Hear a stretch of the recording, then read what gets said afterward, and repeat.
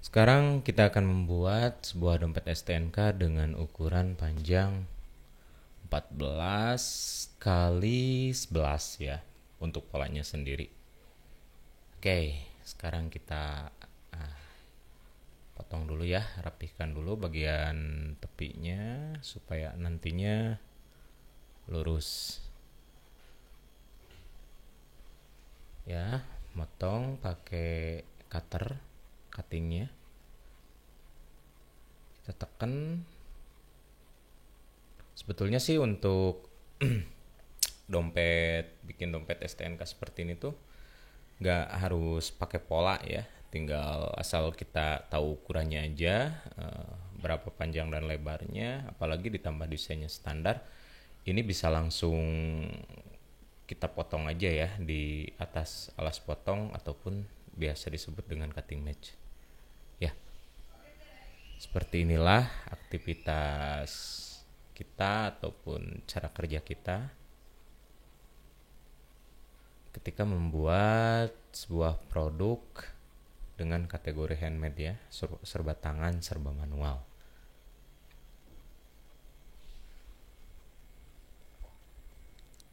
Nah, ini udah jadi ya, segini juga udah cukup kayaknya nih, nggak usah potong lagi ya. Untuk satu dompet STNK mobil ini udah cukup nih. Nah, ini yang saya potong ukurannya tadi 11 ya untuk pendeknya. Panjangnya ini sih adanya kulit. Sekarang kita potong dulu untuk bagian body, ukurannya 14 ya. Panjangnya 14 karena kan tadi tingginya udah dapet di 11 cm. Oke, langsung saja potong. Masih nyangkut. Oke, potong. Nah, kemudian kita bikin untuk slotnya ya. Karena ini dompet STNK-nya nanti yang minimalis ini akan terdiri dari 2 slot. Slotnya dibikin 6 cm ya, 6 cm kali 11 cm. Langsung potong aja. Potong. Ini teknik motong ini tuh harus benar-benar neken ya, jangan sampai berkali-kali sih harusnya. Biar bekasnya nggak ada bekasnya ya. Jadi nanti ujungnya rapi. Ya, jadi ini. Dan ternyata dari kulit yang dipotong pas pertama tuh masih ada tuh. Nah, ini masih ada sedikit lagi. Oke. Nah, sekarang kita bikin dulu untuk cantolannya ya. Nanti akan dimasukin keo-keo. Nah, ada untuk cantolan ataupun kaitannya. Kita ini bikin ukurannya di 7 cm ya kali 1,5 cm. Karena kan akan menggunakan keo-keonya yang ukuran 1,5 cm biar enggak terlalu besar. Sudah.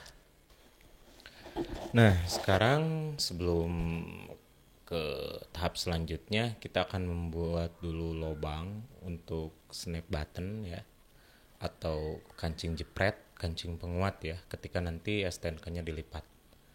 Nah, sebelum dilubangin kita tandain dulu, diukur ya, kasih jarak dari tepiannya tuh dikasih 1,5 cm ya.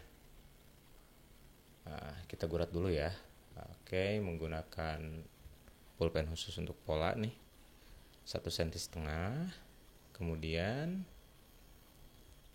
dari sininya juga kita bikin 1,5, tandain, bikin lagi 1,5 ya, karena akan terdapat 2 snap button ya ataupun kancing penguat. Nah, ini udah kita tandain. Nah, kemudian kita bolongin dulu ya, biar kita pasang dulu di awal supaya nanti pas sudah jadi nggak terlalu susah masangnya. Nah, oke, kita bolongin. kita bolongin lagi. Ya, sudah selesai. Nah, untuk yang satunya lagi, biasanya saya nggak di pola lagi ya. Cukup ditandain aja dengan mengikuti lubang yang sudah dibolongin supaya lebih cepat ya, bisa menghemat waktu. Jadi langsung kita bolongin lagi. Jadi kenapa harus disamain dulu dari awal? Jadi nanti pas ketika di setting posisinya tuh akan sama ya, nggak mencong gitu antara sisi dan sisi. Sekarang proses pencerahan warna dulu ya. Nah, tadi agak sedikit gelap ya. Coba kita terangin dan bikin sedikit vintage ya. Dan kebetulan kulit asli ataupun kulit sapi yang kita gunakan kali ini artikel kulit sapi premium dengan nama artikelnya brush off ya, dimana sistem finishing akhirnya untuk ngeluarin warnanya digosok menggunakan obat spesial ya, yang merupakan dari bagian obat dari awal kulit ini juga ya. Nah, kita gosok, warnanya akan keluar seperti ini. Jadi kalau misalkan teman-teman ya ini barang sudah jadi, teman-teman gosok, ini warnanya tidak akan seperti ini ya kalau tidak menggunakan cairan dan obat yang kita gunakan ini. Karena ini spesial. Jadi obat ini juga tidak bisa digosok ke semua kulit dan menghasilkan warna seperti ini. Jadi khusus untuk artikel brush off saja. Jadi setiap artikel ataupun setiap jenis tuh finishingnya beda-beda ya. Oke, kita ratain dulu semuanya. Karena bagusnya memang kita kasih warna dengan cara seperti ini tuh di awal-awal seperti ini ya, ketika beberapa materialnya sudah terpotong ataupun sudah selesai di cutting. Dan misalkan dikasih warna udah jadi pun bisa sih, namun biasanya kurang rata. Oke, satu lagi, memang agak sedikit lelah dan nambah kerjaan juga, tapi hasilnya bagus loh. Kilapnya ini bisa dipakai ngaca ya, tapi glossy-nya itu nggak gimana ya, nggak terlalu mengganggu pandangan gitu. Jadi tidak terlalu glossy, tapi glossy-nya bagus, namun juga tidak terlalu ngedop. Ini kalau lihat secara realnya ini bagus banget nih bahannya. Oke, selesai. Nah, barusan sudah kita emboss dulu dengan logo Jayuan. Karena mesin embossnya nggak ada di ruangan ini, terpaksa saya skip dulu ya. Karena agak males ngangkat-ngangkat kamera ke sana kemari. Selanjutnya kita pasang dulu snap button ataupun kancing jepret. Nah, bagian ini ataupun langkah ini harus kita pasang dulu ya, sebelum komponen-komponennya itu tersusun ataupun sudah dilem dengan bagian body. Kenapa? Karena pas nanti kalau udah tersusun dengan body, ini masang ininya susah loh, terutama saat menguncinya ya ataupun memukul snap button tersebut agar terkunci. Nah, biasanya dari efek dari pukulan tersebut tuh dari bawahan snap button akan menimbulkan cedera pada kulit. Cedera kayak olahraga aja, cacat biasanya ada sedikit-sedikit robek ya. Nah, caranya seperti ini. Untuk menguncinya kita menggunakan matras khusus untuk ukuran snap button yang standar ya. Kita masukin dulu, pasin dulu, kemudian pukul, dan seterusnya. Untuk snap button sendiri terdiri dari dua jenis kelamin, ada pria, ada wanitanya juga. Jadi memang ini ketika memasang harus satu set ya, pria sama wanitanya. Jadi bagaimana mungkin nanti bisa nempel ya kalau yang dipasang cuma pria atau wanitanya saja. Jadi memang harus dua-duanya dipasang. Nah ini yang saya pegang atau yang sudah saya pasang, ini wanitanya. Nah sekarang prianya ya. Oke, kita masukin. Nah, untuk menguncinya ini menggunakan matres yang berbeda. Ini matresnya seperti ini. Nah, lebih lubang ke dalam. Begitupun cara menguncinya juga sama. Pukul. Ya, sudah dirasa cukup ya, jangan terlalu kencang. Nanti itunya akan gepeng ya.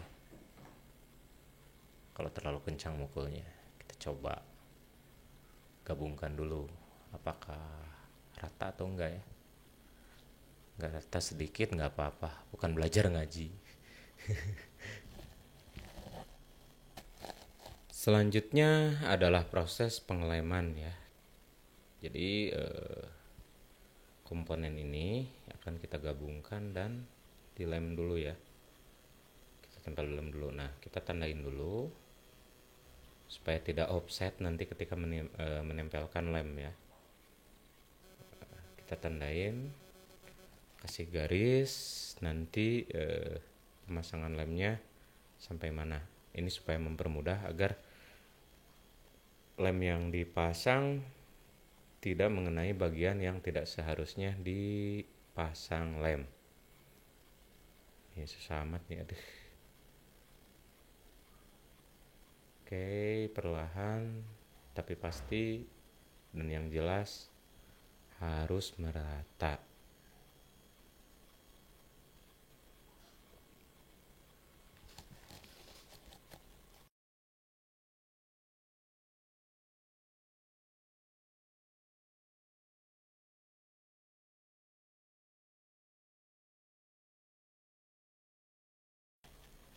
Nah, semua komponen sekarang sudah terpasang dengan lem ya, semuanya ya, sudah ditempel lem. Dan ini siap dipasangkan. Tunggu dulu sekitar 2-4 menit ya, agar dipastikan lem tersebut tuh tidak terlalu basah dan juga tidak terlalu kering. Supaya apa? Hasil tempelannya itu bagus. Tidak mudah copot ya. Nah, untuk jenis lem yang digunakannya ini saya menggunakan lem pok aja yang mudah didapat ya. Saatnya menempelkan semua komponen ke bodi ya. Oke, tempel. Nah, untuk menempelkan komponen ini dari ujung dulu ya, biar ujungnya rata sama ujung. Kemudian press pakai tangan pelan-pelan. Kalau dirasa sudah lurus, tekan pelan-pelan. Nah, kita lem dulu aja ini yang untuk bagian cantolannya ya, yang berisi keo-keo. Oke. Kalau ini nggak masalah lah, langsung aja kita tempel karena kan udah ada lem yang sebelumnya yang sudah kering sekitar 3-4 menit yang lalu ya. Kalau di sini luruskan sedikit. Kemudian kita tempelkan lagi satu komponen yang masih tersisa. Ini sini harus selektif nih ya, antara ujung dengan ujung. Jangan sampai ketika belum lurus langsung ditekan, itu nanti lemnya akan kurang bagus ya. Kalau misalkan habis ngelem diangkat lagi. Oke, kita coba ratakan, tes. Nih, bagusnya kita getok dulu biar lebih rata ya dan lebih padat, jadi nggak kebuka lagi bekas remnya.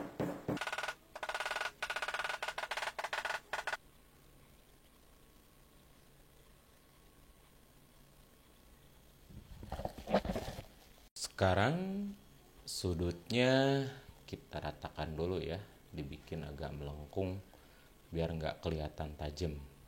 Jadi sedikit ada variasi. Caranya dengan menggunakan pisau. Ada pisau yang kecil seperti ini. Oh, nah masih belum putus. Oke, semua ya. Sudut-sudutnya kan ada 4 nih.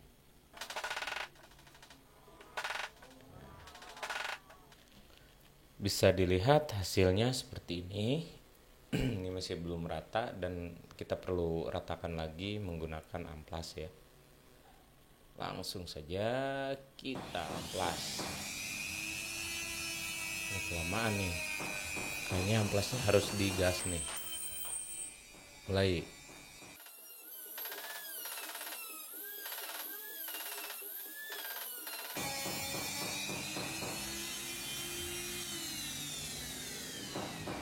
Selanjutnya kita membuat dulu garis untuk acuan plong ketika membuat lubang jahitan ya. Jadi kenapa harus dibuat seperti ini? Agar pijakan plongnya tuh rata nantinya ya ketika dipukul.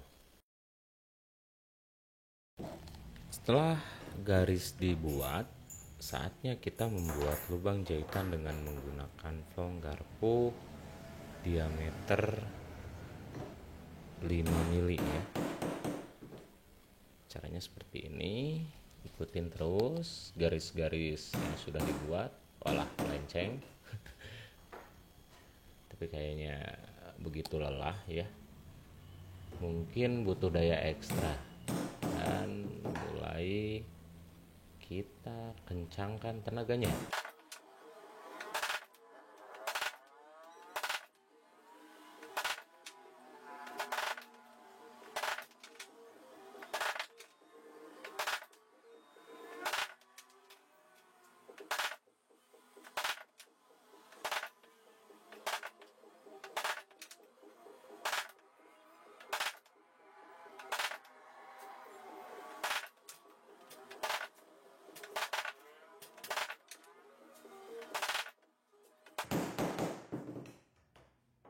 Saya juga akhirnya proses membuat lubang untuk benang jahitan ya. Dan seperti inilah hasilnya.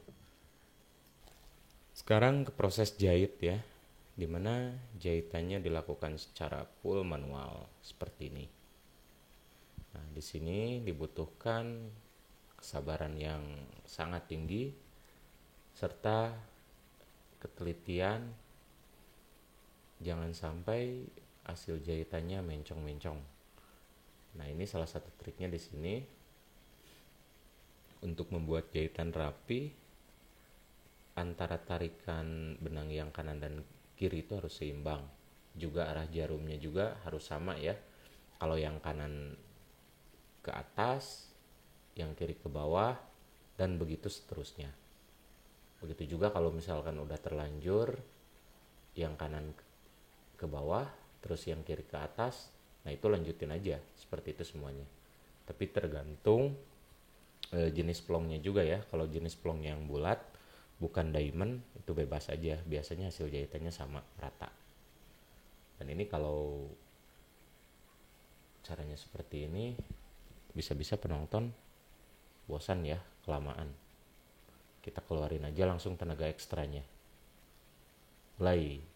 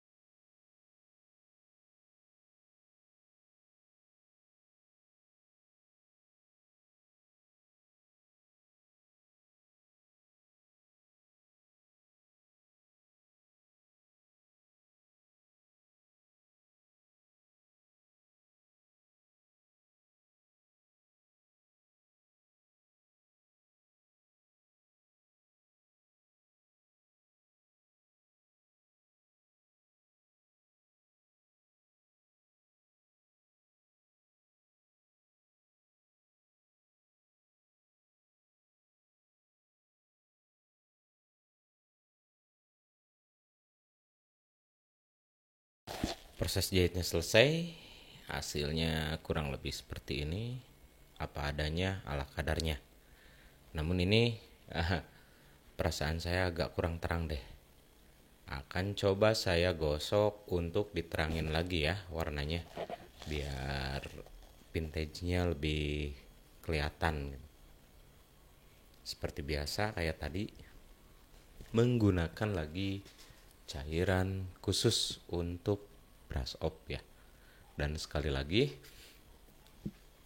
saya informasikan, saya beritahukan, saya sampaikan bahwa teknik finishing seperti ini hanya bisa dilakukan untuk kulit yang berjenis brush up ya. Kalau yang lain biasanya selain vegetable yang dicat belakangan, biasanya sih kulit-kulit yang ada di pasaran itu udah finish ya. Jadi kita nggak harus ngapa-ngapain lagi. Setelah jadi ya udah warnanya seperti itu. Rasanya agak lelah nih. Kita kencangkan lagi.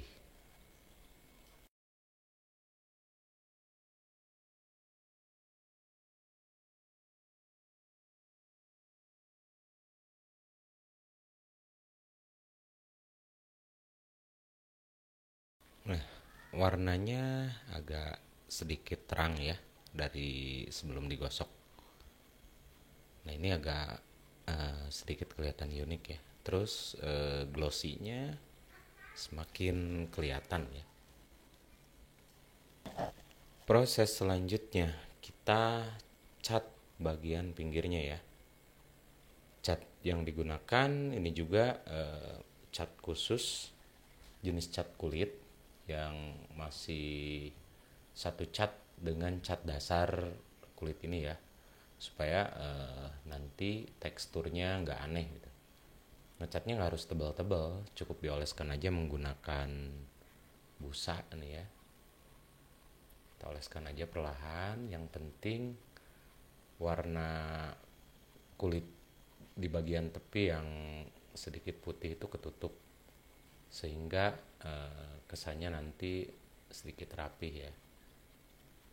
Perlahan-lahan kita oleskan secara merata, jangan sampai catnya belepotan ke samping, apalagi mengenai benang.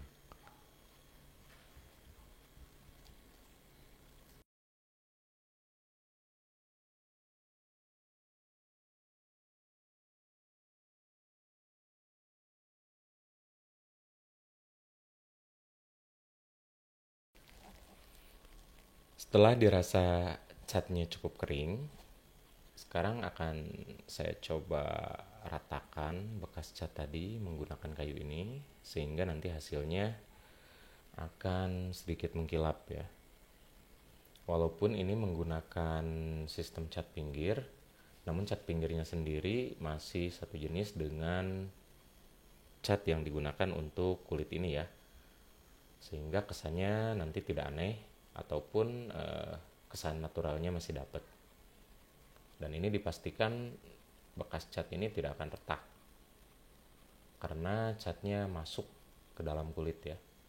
Beda sama cat-cat pinggir yang banyak beredar di pasaran, itu biasanya timbul dan cenderung retak kalau barangnya nanti ketilep ya, atau seiring berjalannya waktu dia pasti akan retak karena keras, nggak masuk ke dalam ya. Nah, ini cara ini saya gunakan supaya pinggirannya itu tidak terlalu aneh. Maksudnya aneh karena mungkin kulitnya ini coklat, terus pinggiran atau tepiannya agak sedikit putih, mungkin kurang enak dipandang ya. Nah, dengan menggunakan teknik ini lumayan bisa sedikit menyesuaikan antara warna tepian dan warna dasar kulitnya.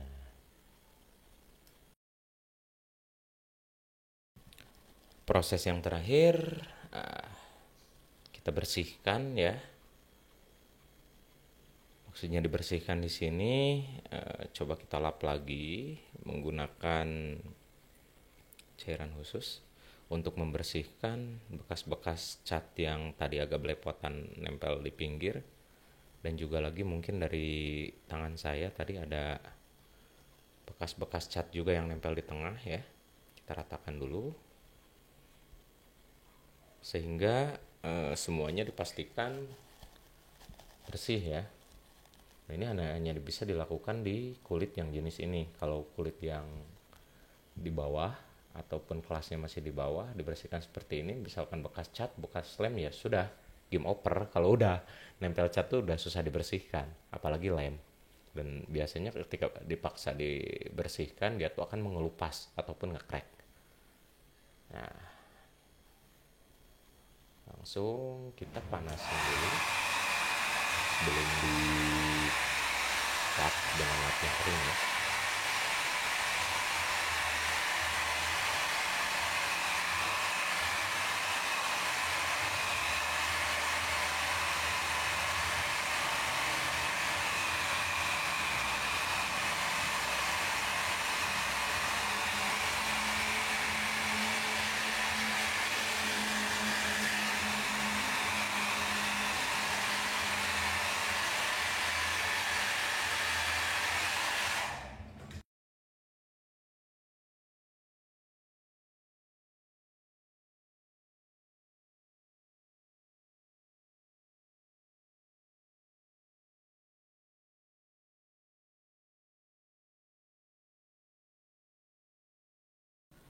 Hasil akhirnya seperti ini, warna vintage-nya lebih terlihat, terus kilapnya juga keluar.